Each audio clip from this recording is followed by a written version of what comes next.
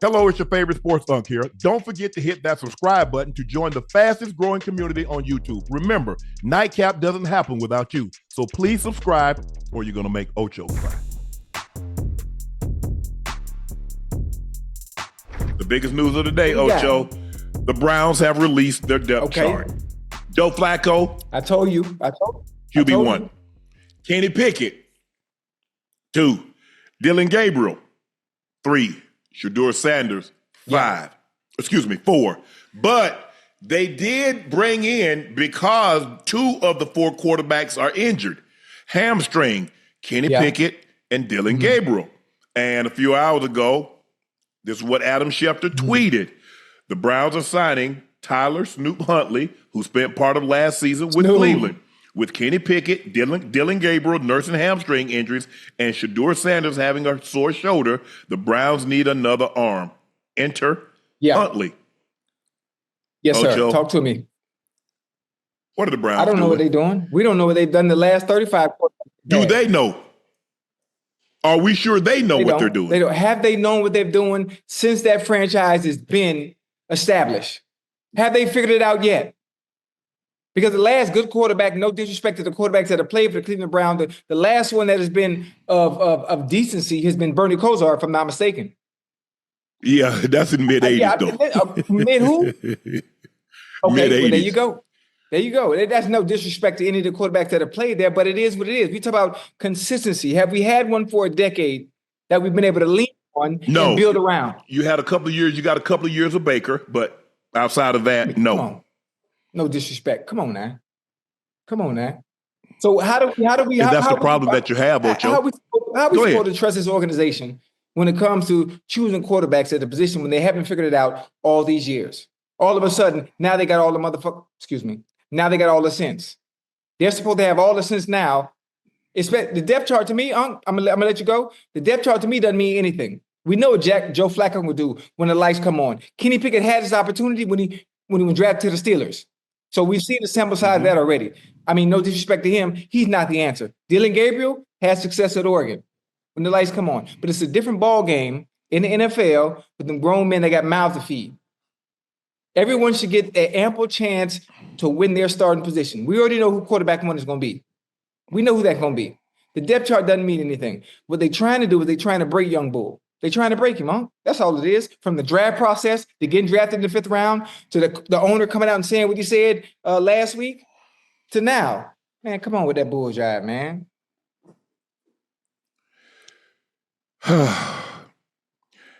I don't see how Kenny Pickett still remains number 2. He hadn't practiced since the 26th of July, if I'm not mistaken. So he's been dealing with a hamstring injury. But when you go out and sign somebody in free agency, I guess that does tell you they do think highly of him because they signed him.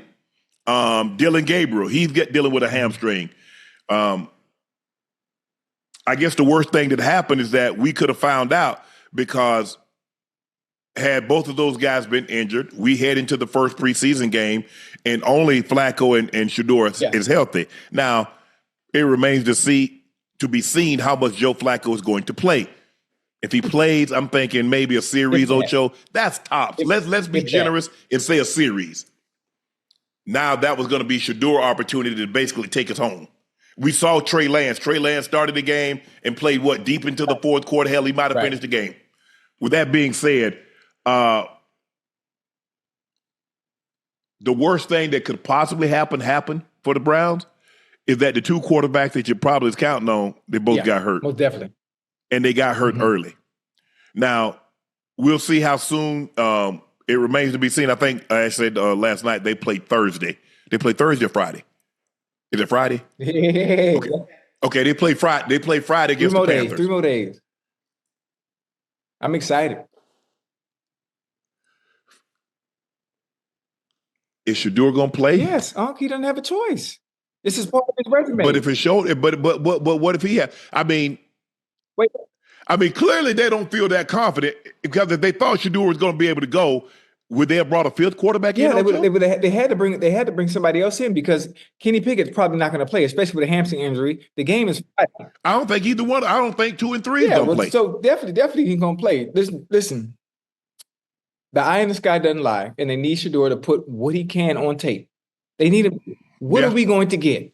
What did we draft? All the work we put in, obviously going against offense and defense in practice, that don't mean nothing. Well, you don't expect to get Ocho. How long you expect the $500 car to last? Think about where they drafted him now. Now, clearly, they ain't put a whole lot of resources behind it. No. So they're not. Let's you know what, Ocho? You know what we do here on Nightcap. We Come on, talk to me now. Chad, you know, when you go by what we used to call, when I was growing up, we call it secondhand. When you go buy something secondhand and you spend $500 or you spend $1,000 and as is, no warranty, you're not expecting, okay, hopefully get me from point A to point B. They drafted Shadour in the 5th round. They're not expecting much of Shadour. They didn't, because if they thought that much of him, they'd have drafted him higher. If they thought that much of him, they would have given him a fair opportunity. But that's not what they've done. And I'm not, look, that's their organization. They run it how they see fit. But I don't know, people in Cleveland, I don't know how you would still have trust in this organization, considering how many quarterbacks, and every quarterback they say, oh, he's franchise.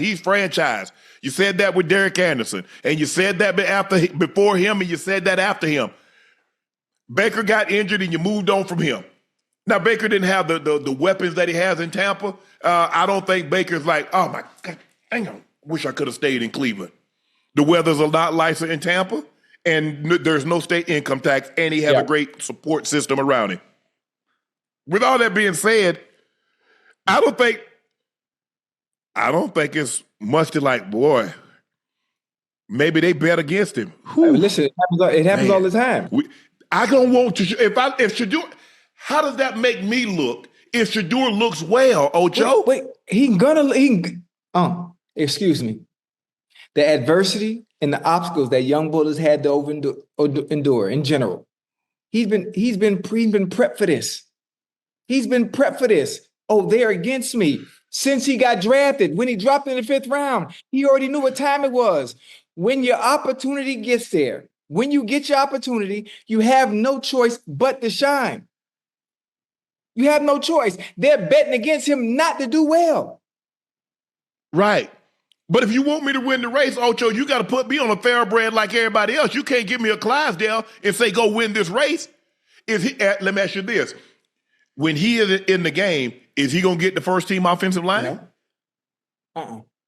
Because that's what, when they want to give you a serious look, Ocho, you and I both played this game for a long period of time. When they want to give a receiver a serious look, they let him run with the ones. They don't continuously see what he can do with the 2s and 3s. They give him a fair opportunity with the ones, the number 1 quarterback, the number 1 offensive line, and the other 1 receivers on the opposite side of him.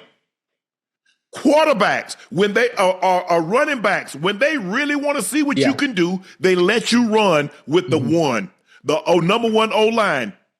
And normally, when they pull the offensive line out, guess who else coming out? The quarterback. Because the starting quarterback is not going to be in there with the 2s and 3s.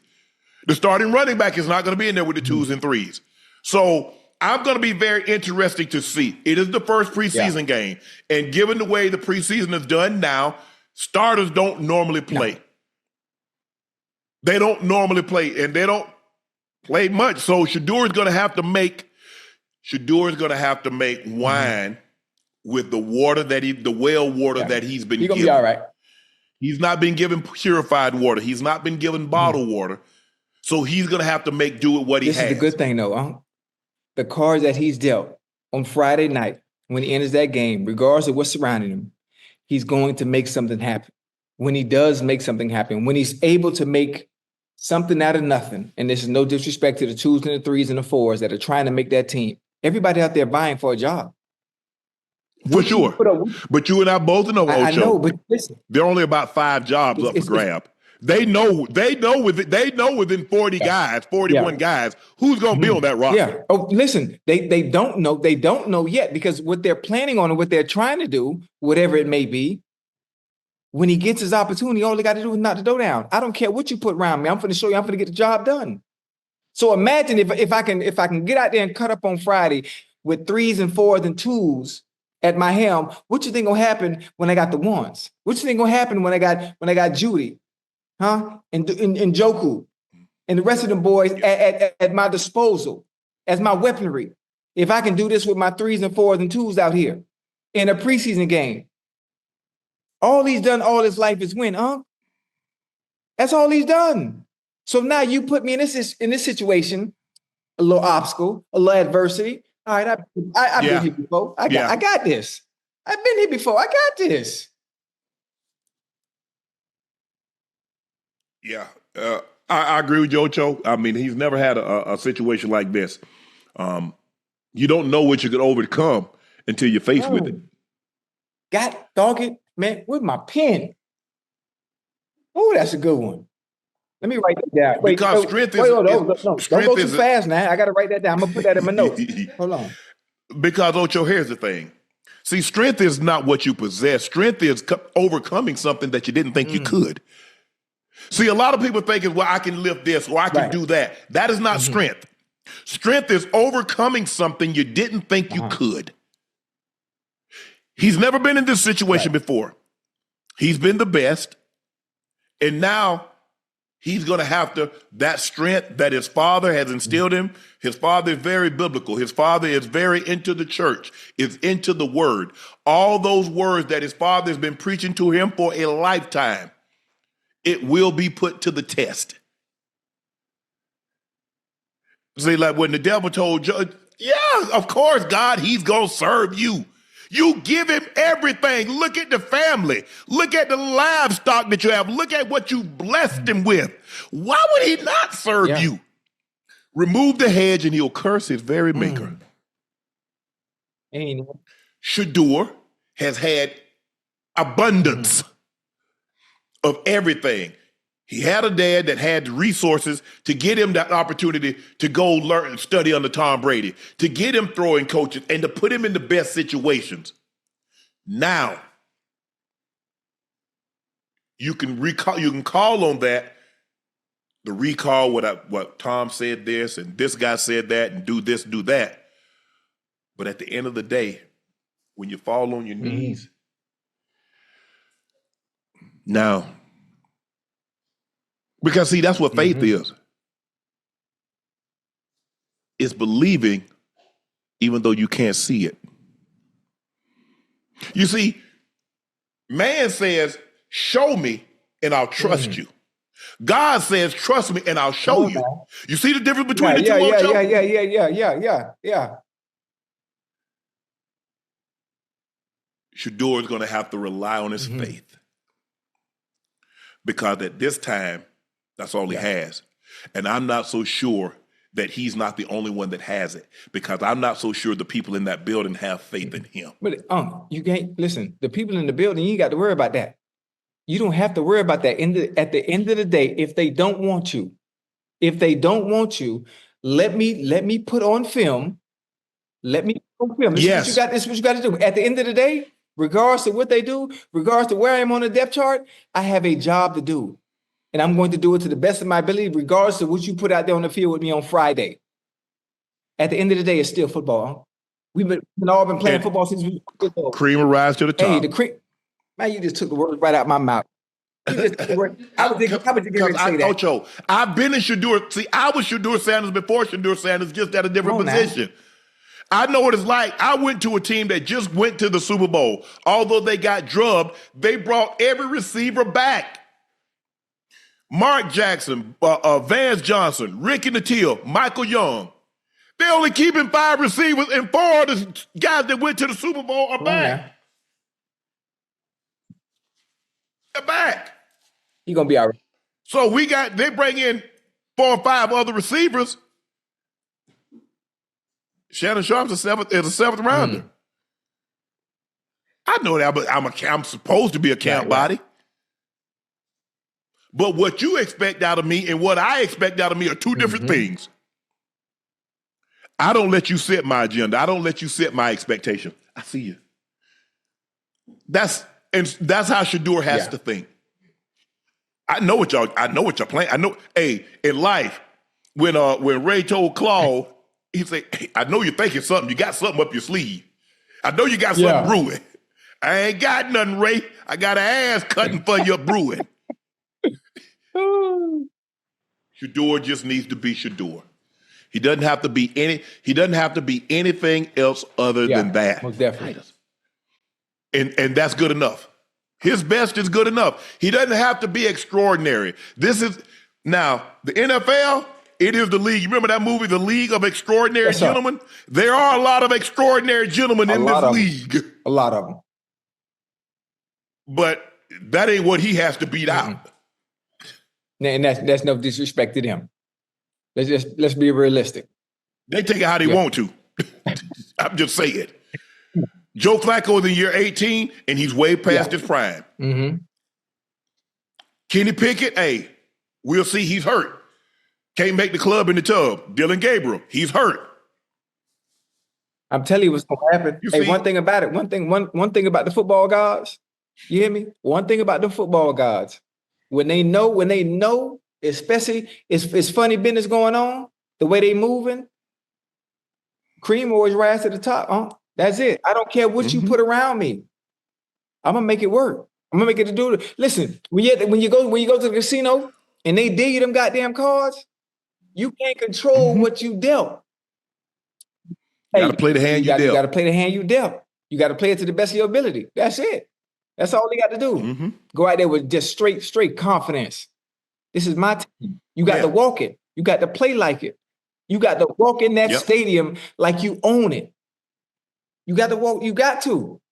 Oh, I see the game y'all playing. Okay, bet. Let me show you something. Yeah. Let me show you something. It's not easy because I don't want people to think that. You never. Yes. There were nights that I would go to bed and I'm asking myself, am I good enough? Man, I only got 3 plays, and I ain't catch a pass. So if I'm a receiver, how am I getting judged? Yeah, by everything else. Shadour is a quarterback. He don't get no reps. How is he getting judged? Okay, I caught one. I caught it. And it's like, man, I had this great career at Glenville. I had a great career at Savannah State, and now I'm here. In my mind, what person doesn't think that he's better than some of the people that he's going against? It wasn't like I wasn't going against Hall of Fame receivers. It wasn't Jerry. It wasn't Jerry Rice and my brother and Chris Carter and all those guys out there. That was how I was going to have to try to win time from. But look, it gave me confidence that John Elway told me I could play in this league. He thought I had the ability to play.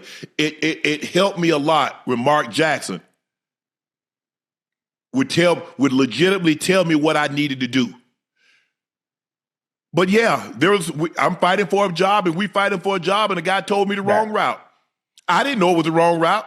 I went in there and ran it. Dan Reed chewed my ass out. Did you do it full speed though? Hey, ask me what the hell I'm running the route. Hey, Ocho, I'm swole. I just knew I read the right route. Ocho, hey, nice move. Hey, nice slap. Oof. Arm over rib that tried to, you know what I'm saying, Ocho? I hit it right quick. Because, back then, if you spend too much time dancing at the line of scrimmage, they're going to come up through your face mask. So, hey, plant, chop, I'm over. He blowing the whistle up like, damn, I ain't even halfway through my route, Ocho. What he blowing the whistle for? Let me get this rock and do something on it. Shannon Sharpe, what the hell are you doing? Me, old smart. I'm thinking to myself, what the hell it look like I'm doing, running this route? What you got on such and such? I thought I got. What can I say? Somebody told me the wrong route. You supposed to know what the hell you supposed to do anyway. That's lesson learned. That's how they learn. It's a cutthroat business, Ocho. Bro, I'm trying to get a job. Absolutely. And if I can remove you out of the way to make my opportunity to get this job easier, guess what I'm going to do? I am going to remove you. Called removing the competition. We know it. We hear all about the drug. What they try to do? Take over somebody's territory. You try to expand the territory. It doesn't matter how. I just need to expand. I need to make sure. So he's trying to remove me. I run the wrong route. Never ask again. But you know what? And Mary Porter used to say, God don't like ugly. Sometimes he don't like pretty. Guess who was the first one to get cut? But he told you the wrong route. Yeah. Hey, listen, one thing about it, boy, you can't deny greatness, boy. You can't. It was meant to be. Deny greatness. You know. It was meant to be. It was meant for me to go there. Remember when Shadour got drafted, I said it's a blessing in disguise. Because they've always had an issue at finding the answer at that position. Now watch they try to play with him. I said watch they try to play with him, and he ends up being the answer that they didn't even know they had. Watch, I guarantee you. And if I'm wrong, I put my foot in my mouth. If I'm wrong, well, the thing is, he might be the answer, Ocho, and that was not even the test that they gave him. See, that's the problem that they're up against. Wait a minute, man, bring that back one more time. That's it. You said he'd be the answer. Yes, he could well be the answer, and that's not the test that they gave him. Hey, boy, you preaching tonight, boy. God. What's for you is for you. Good. Can't nobody stop it. If it's meant to be, it's meant to be. And God is God in good and in bad. And we just got it. We understand that. We accept that. But yeah. Whatever. He has a lot going on. Don't think his mind is not, hey, his pops, you know how close he is with his dad. His dad dealing with what he's dealing with. But his dad said, hey, you handle that. I got this. You handle that up there in Cleveland. You let me take care of this down here in Boulder. Hey. Make the Browns great again. MBGA. Yeah. MBGA. Make the Browns great again.